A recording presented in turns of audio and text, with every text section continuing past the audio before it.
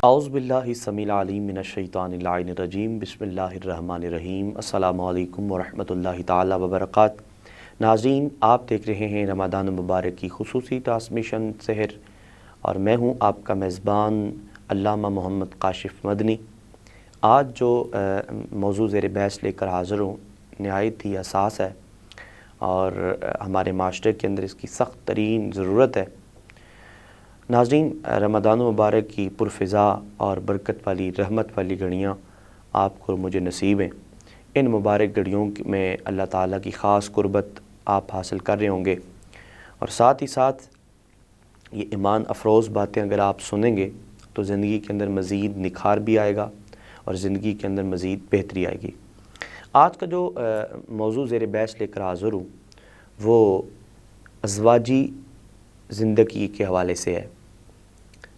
جہاں پر ہم دیکھتے ہیں کہ معاشرے کے اندر مختلف زندگی گزارنے کے پہلو ہمیں نظر آتے ہیں، مختلف طریقہ کار نظر آتے ہیں۔ بلکہ اگر بنیادی طور پہ بات کی جائے تو بچپن سے انسان جب جوانی تک پہنچتا ہے، شادی سے پہلی کی جو زندگی ہے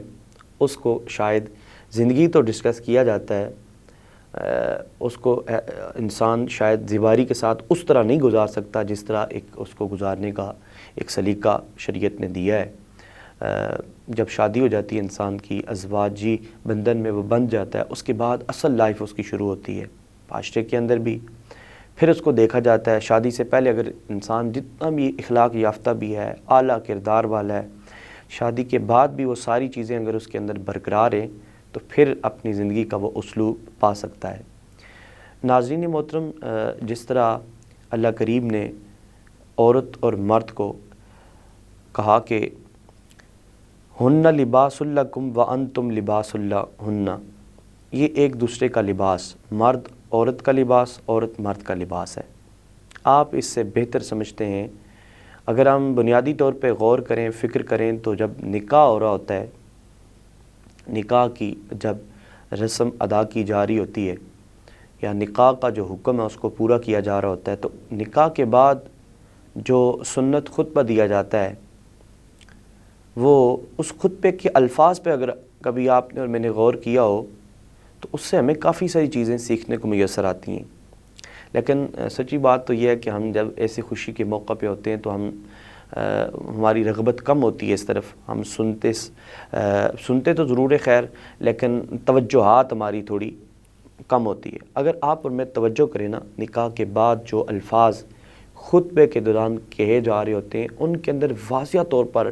ایک خوبصورت قسم کا پیغام ہوتا ہے۔ مجموعہ کلام کچھ یوں ہیں کہ ان کلمات خیر کے اندر جو آپ کو اور مجھے بتایا جا رہا ہوتا ہے وہ ازواجی زندگی کے ہی متعلق بتایا جا رہا ہوتا ہے، اور آخر میں رسول اللہ صلی اللہ علیہ وسلم کی مبارک حدیث بھی ان کو سنائی جا رہی ہوتی ہے۔ اور اسی طرح پھر نکاح کے بعد جب ایک بندہ ازواجی زندگی کے اندر بندھن میں بندھ جاتا ہے تو اس کی اس وقت سے لائف تبدیل ہو جاتی ہے، زندگی تبدیل ہو جاتی ہے، بدل جاتی ہے۔ اب پہلے کے جو معاملات تھے، پہلے کی اس کی جو مصروفیات تھی، اب وہ ذرا بڑھ کر اور ہو جاتی ہیں، معاملات بدل جاتے ہیں، اب اس کے اوپر ذمہ داریاں زیادہ آ جاتی ہیں، اب اس کے حالات بدل جاتے ہیں۔ اور سچی بات تو یہ ہے کہ آج کا جو میرا خاص جو مقصد تھا بیان کرنے کا اس موضوع کو، وہ ازواجی زندگی کے اندر جو تناؤ، جو لڑائیاں جھگڑے، جو اس طرح کے فساد فتنے جو کھڑے ہو جاتے ہیں، ان کی تلافی کیسے کی جائے، اس حوالے سے آج کا میرا بیان تھا۔ اس کی بنیادی دو چیزیں ہیں۔ جب آپ کسی کی بیٹی کو اپنے گھر لے کر آتے ہیں، اس کو اپنی ہی بیٹی تصور کریں۔ جب تک آپ اس کو اپنی بیٹی تصور نہیں کریں گے، جس طرح جب آنے والی جو بچی ہے، جو آنے والی خواتین عورت ہے، وہ جب دوسرے کے گھر میں موجود ہوتی ہے، دوسرے گھر میں جاتی ہے، اس کے لیے سب نئے ہوتے ہیں۔ وہ ایک نئے معاشرے سے آتی ہے اور نئے ماحول سے آتی ہے، اور وہ اپنا پرانی ہر چیز چھوڑ کے ایک نئے لوگوں میں اس کا اٹھنا بیٹھنا ہو جاتا ہے۔ اور اگر آپ اور میں غور کریں نا، تو آپ اور میں اگر کہیں سفر میں چلے جاتے ہیں، کہیں ایسی جگہ چلے جاتے ہیں جہاں ہمارے لیے نیا ہوتا ہے، جیسے اللہ پاک آپ کو مدینہ شریف لے جائے، مکہ شریف لے جائے، میں یہاں کی مثال پیش کرنا چاہوں گا کہ آپ اور میں جب عمرہ کرنے کی غرض سے ہم وہاں چلے جاتے ہیں تو وہاں کے لوگ ہمارے لیے نئے، وہاں کے حالات ہمارے لیے نئے ہوتے ہیں، ملک کے قانون نئے ہوتے ہیں، اور طرح طرح کی چیزیں جو ہماری نظر سے اس سے پہلے نہیں گزری ہوتی وہ ہمارے لیے نئے ہیں۔ پھر ہم اگر غور کرتے ہیں تو ان کی لینگویج وہ بھی نہیں ہوتی، ہمارے لیے منفرد ہوتی ہے۔ اس کے بعد کھانے ان کے مختلف ہوتے ہیں، ان کے رول ریگولیشن مختلف ہوتے ہیں، وہ ہمیں سمجھتے کچھ دن لگتے ہیں، اس کے بعد ہم ان کے روٹین پر اتر جاتے ہیں۔ اور اگر آپ اور میں ان کی خلاف ورزی کرنا شروع کر دیں تو یقیناً یقیناً وہاں کے جو قانون ساز قانون دان ہیں ان کی نظروں میں ہم مجرم ٹھہر جاتے ہیں۔ اسی طرح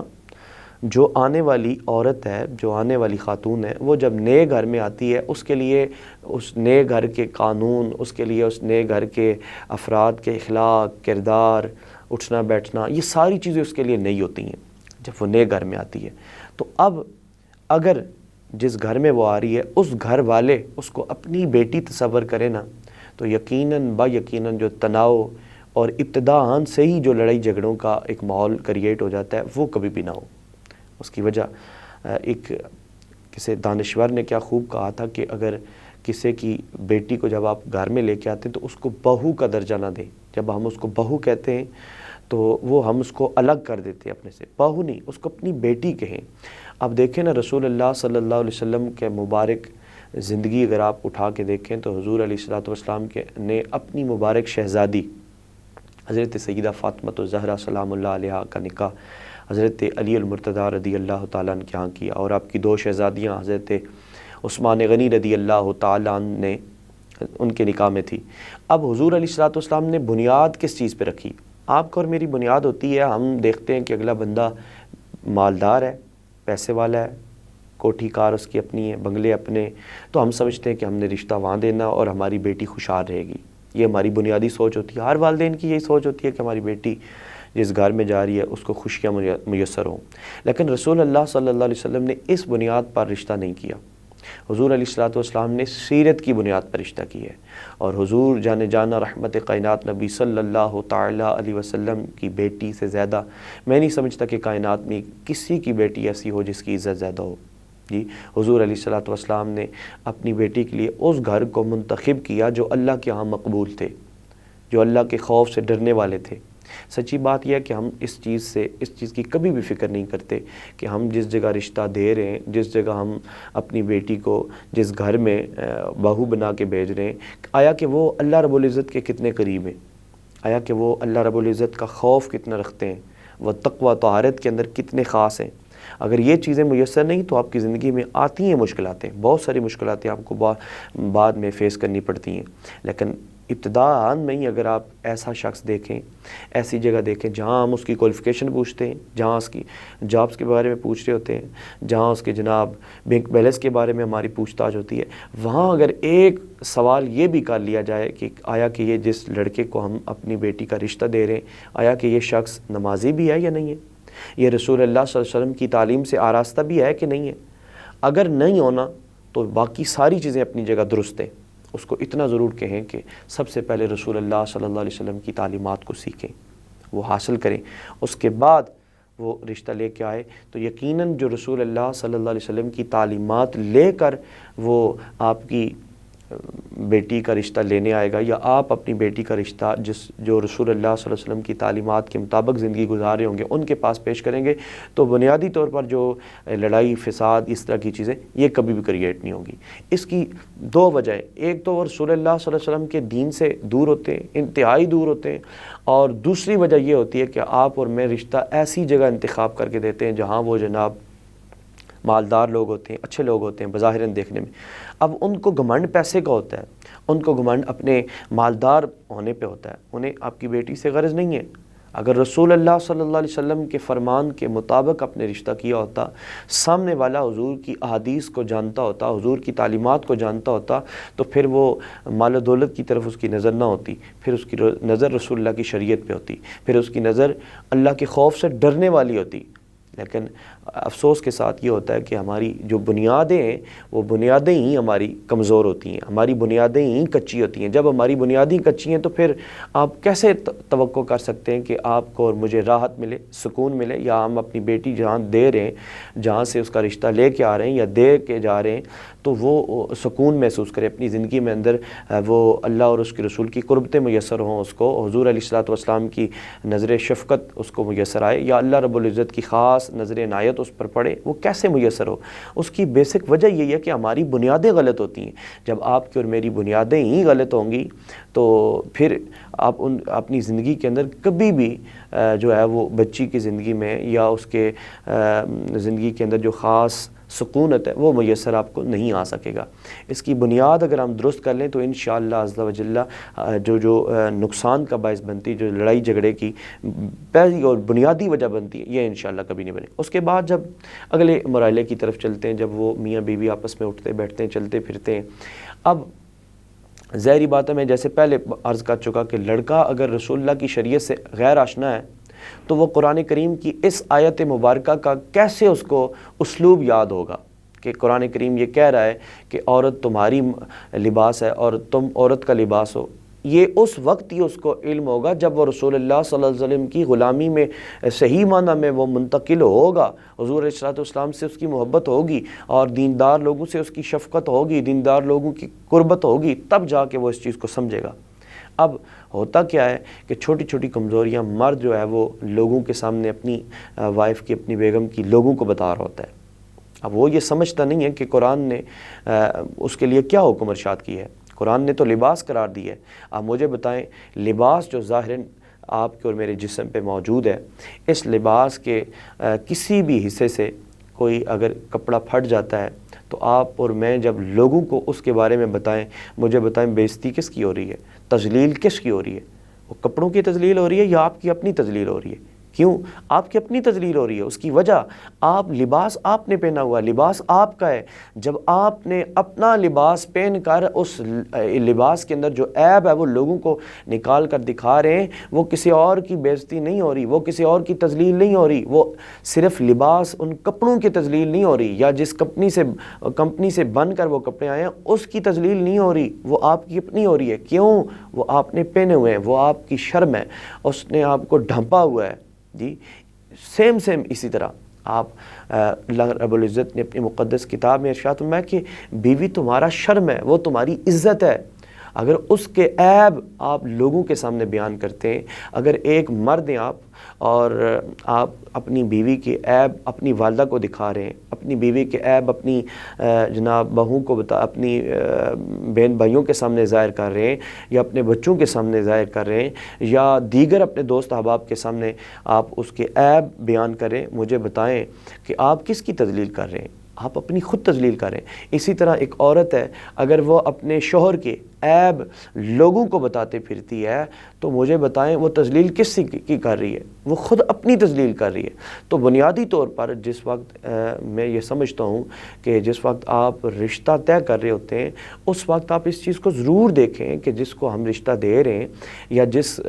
کے ساتھ اس کا عقد طے کیا جا رہا ہے، آیا کہ وہ رسول اللہ صلی اللہ علیہ وسلم کی تعلیمات سے آراستہ ہے، وہ قرآن کا علم رکھتا ہے یا قرآن کو جانتا ہے؟ ضروری نہیں حافظ ہو، ضروری نہیں قاری ہو، ضروری نہیں عالم ہو، لیکن اتنا علم تو ہر بندہ مومن کے لیے اللہ اور اس کے رسول صلی اللہ علیہ وسلم کے حکم کے مطابق فرض ہے کہ جتنے وہ اپنی زندگی کے معاملات کو سمجھ سکے،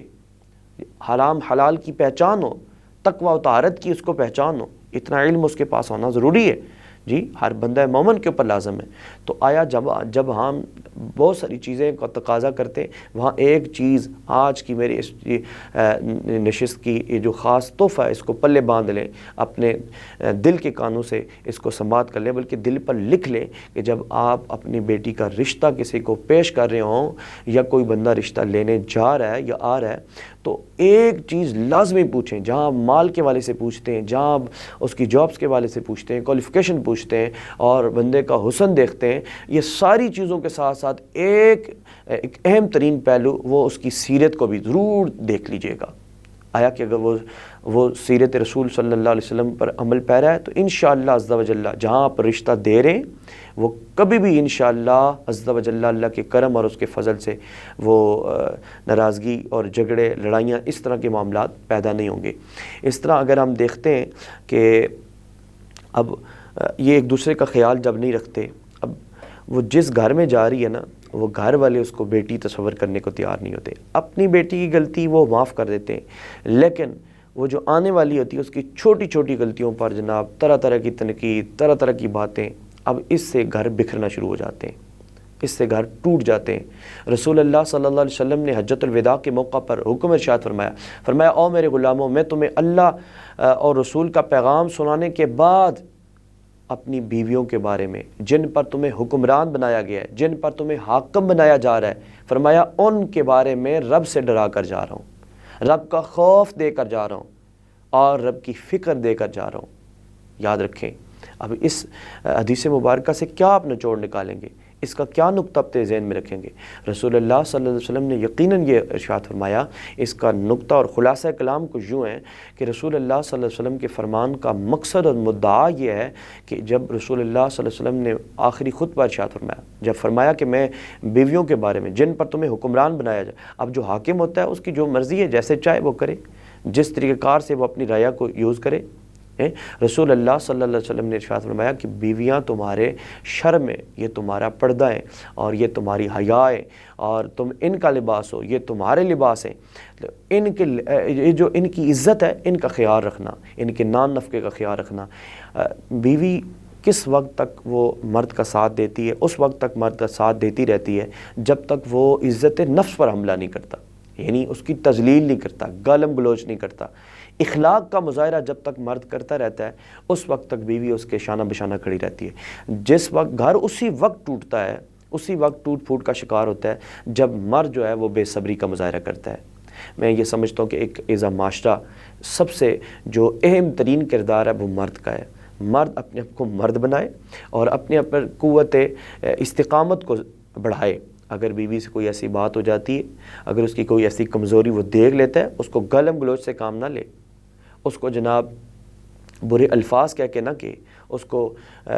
لوگوں کے سامنے تذلیل کر کے اس کی اصلاح نہ کرے، بلکہ اس کے اصلاح کے بہت سارے شریعت نے پہلو بیان کیے ہیں۔ ایک پہلا پہلو حضور علیہ السلام نے ارشاد فرمایا، اگر وہ یہ سمجھتا ہے کوئی ایسی بات جو خلاف عادت ہے یا خلاف شرع ہے جو اس کے اندر موجود ہے، اس کو الگ لے جائے اور اس بات کی طرف توجہ دلائے، اور ایک دفعہ توجہ دلائے اور توجہ دلانے کے بعد پھر کچھ دن دیکھے، اگر پھر بھی توجہ دلانے کے بعد بھی وہ اس کام کی طرف سے اس کی ڈائریکشن درست نہیں ہوتی تو پھر حضور علیہ السلام کا واضح فرمان موجود ہے، حضور نے فرمایا وہ بستر اپنا الگ کر لے۔ پھر بھی اگر نہیں ہو رہی تو پھر فرمایا بات چیت کے اندر کمی لے آئے۔ یہ ایسی چیزیں بنیادی طور پر جو گھر ٹوٹنے سے انسان کو محفوظ رکھتی ہیں۔ سچی بات یہ ہے کہ ہم ہر مسئلہ دریافت کرتے ہیں، لیکن جب مسئلہ شریعت کا آتا ہے، ازواجی اعتبار سے آتا ہے، تو ہم پوچھنے کی کوشش نہیں کرتے بلکہ خود سے ہی جناب گڑم کڑی ادھر ادھر کی دیکھ کے وہ باتیں کر رہے ہوتے ہیں اور ساتھ اتنی سختی کر دیتے ہیں، اتنا ظلم و زیادتی کر رہے ہوتے ہیں۔ بلکہ رسول اللہ کا واضح فرمان موجود ہے، حضور نے فرمایا کہ عورتیں پسلی ٹیڑھی پسلی سے بنی ہوئی ہیں، ان کو جتنا سیدھا کرنے کی کوشش کرو گے یہ سیدھا کرو گے ٹوٹ جائیں گی، اور زیادہ دباؤ گے تب بھی ٹوٹ جائیں گی۔ ان کو مینا روی کے ساتھ چلانا ہے۔ تو مجھے جو سننے والے سامعین ناظرین ہیں ان سے گزارش کروں گا کہ جو شادی شدہ لوگ ہیں، جو ازواجی زندگی کو بہتر کرنا چاہتے ہیں، بالخصوص جو ازواجی زندگی کے اندر اللہ رب العزت کی قربتیں لانا چاہتے ہیں اور محبوب کریم نبی صلی اللہ علیہ وسلم کی نظر شفقت و عنایت چاہتے ہیں، تو وہ مینا روی سے کام لیں۔ وہ مینا روی کے ساتھ اور رسول اللہ صلی اللہ علیہ وسلم کی احادیث کو مد نظر رکھتے ہوئے اور قرآن کی اس آیت کو، جس کا مفہوم کچھ یوں ہے کہ تمہیں عورت کا لباس بنا دیا گیا اور عورت کو مرد کا لباس بنا دیا گیا، بس اس کو آپ یقیناً مد نظر رکھتے ہوئے اپنی زندگی گزاریں گے، انشاءاللہ عز و جل کبھی بھی زندگی کے اندر جو تناؤ ہیں، جو پریشانیاں ہیں، جو لڑائی جھگڑے ہیں، وہ کبھی بھی واقعہ نہیں ہوں گے اور بہت سارے گھر اجڑنے سے محفوظ ہو جائیں گے۔ اللہ رب العزت کی بارگاہ میں التجا گزار ہوں، خالق آپ کو اور مجھے عمل کی سعادت بھی دے اور ہمیں آپس میں اتفاق اور محبت نصیب فرمائے۔ میرے پروگرام کا وقت اختتام پذیر ہوا. نئے پروگرام کے ساتھ انشاءاللہ عز و جل آپ کی خدمت پہ حاضر ہوں گا. تب تک کے لیے اجازت دیجیے. السلام علیکم ورحمۃ اللہ تعالی وبرکاتہ. یہ نظارے یہ سب موسم سہانے بات میں آئے. یہ نظارے یہ سب موسم سہانے باد میں آئے. وہ پہلے تھے مگر جلوہ دکھانے بعد میں آئے. وہ پہلے تھے مگر جلوہ دکھانے بعد میں آئے. اور خدا کے بعد ہے ہستی فقط زہرا کے بابا کی. خدا کے بعد ہے ہستی فقط زہرا کے بابا کی. رسولوں اور نبیوں کے زمانے بعد میں آئے. رسولوں اور نبیوں کے زمانے بعد میں آئے. اور وہ نانا کی زبان کو چوس کر صحرا تھے پہلے. یزیدی نہر پر پہرا لگانے بعد میں آئے. یزیدی نہر پر پہرا لگانے بعد میں آئے. اور صحابہ سارے کے سارے میرے آقا کے عاشق تھے. یہ سب نجدی یہ سب منکر ٹھکانے بعد میں آئے. وہ پہلے تھے مگر جلوہ دکھانے بعد میں آئے.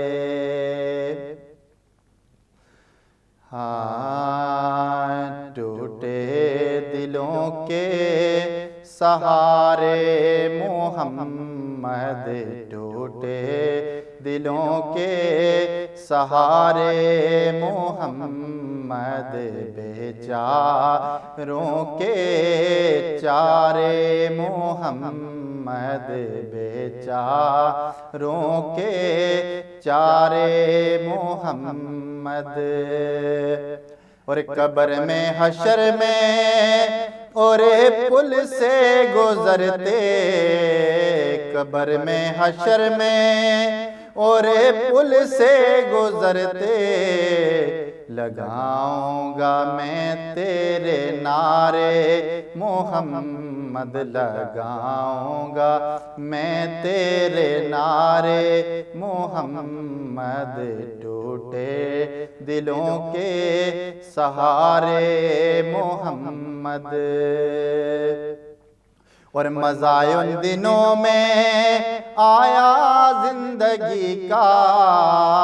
مزائے ان دنوں میں آیا زندگی کا. تیرے پاس جو دن گزارے محمد، تیرے پاس جو دن گزارے محمد، ٹوٹے دلوں کے سہارے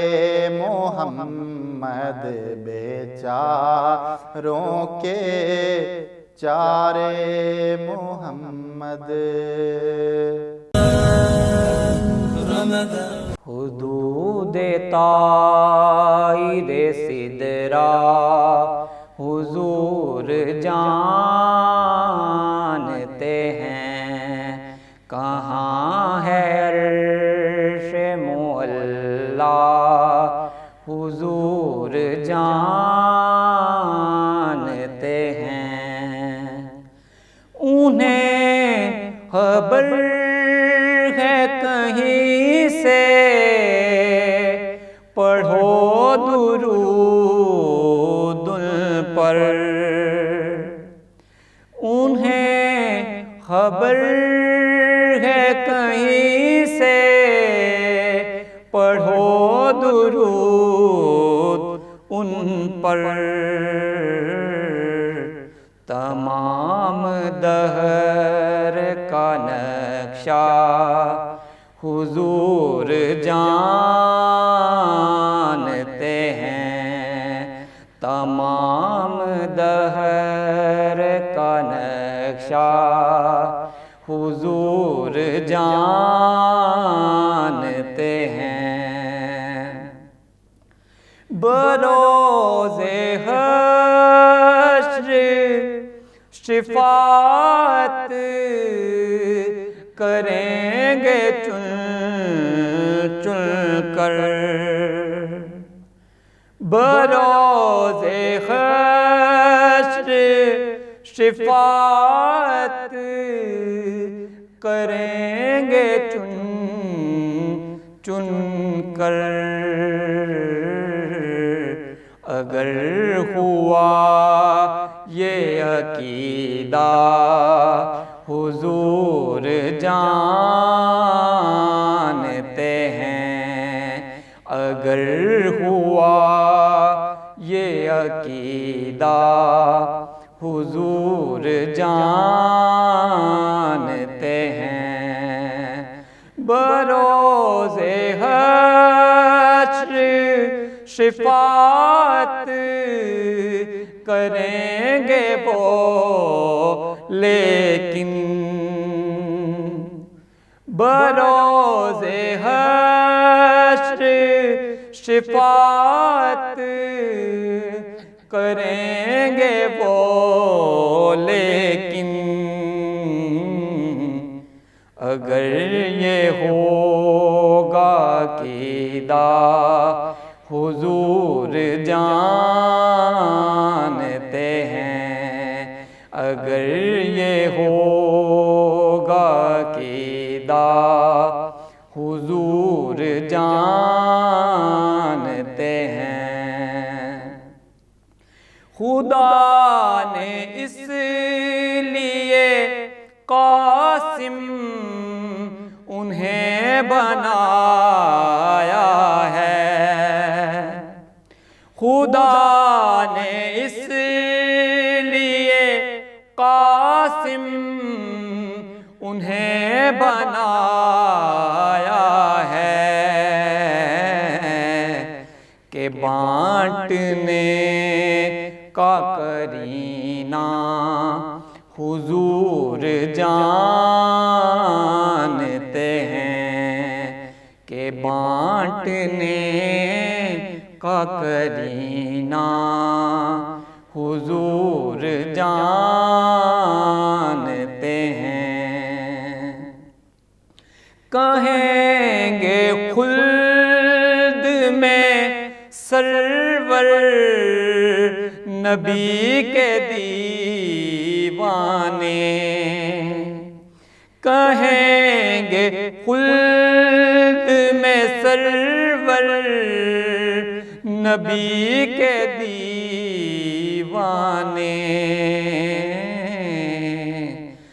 ذرا وہ نعت سنانا حضور جانتے ہیں، ذرا وہ نعت سنانا حضور جانتے ہیں، حدود طائر سدرا حضور جانتے ہیں، کہاں ہے عرش معلا حضور جانتے ہیں۔ جا کر کوئی طیبہ میں یہ آقا کو بتائے، جا کر کوئی طیبہ میں یہ آقا کو بتائے، گزرے ہوئے لمحوں کی بہت یاد ستائے، گزرے ہوئے لمحوں کی بہت یاد ستائے، مت چھیڑ صبا مجھ کو ابھی زخم ہرے ہیں، مت چھیڑ صبا مجھ کو ابھی زخم ہرے ہیں، ایسا نہ ہو پھر آنکھ سے آنسو نکل آئے، ایسا نہ ہو پھر آنکھ سے آنسو نکل آئے، آقا کے ہر ایک حال پہ لب پر تھی دعائیں، آقا کے ہر ایک حال میں لب پر تھی دعائیں، تفریق ناتھی سے میں ہے اپنے کے پرائے، تفریق ناتھی سے میں ہے اپنے کے پرائے، میں روز قیامت تیری رحمت کے سہارے، میں روز قیامت تیری رحمت کے سہارے ہوں، سے پہ کسی تو میری پار لگائے ہوں، سے پہ کسی تو میری پار لگائے، جا کر کوئی طیبہ میں یہ آقا کو بتائے، گزرے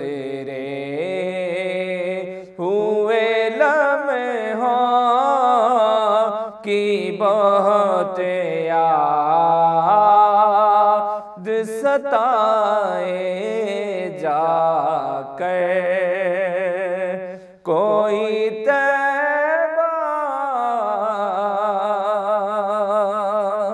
میں یہ آقا کو بتائے۔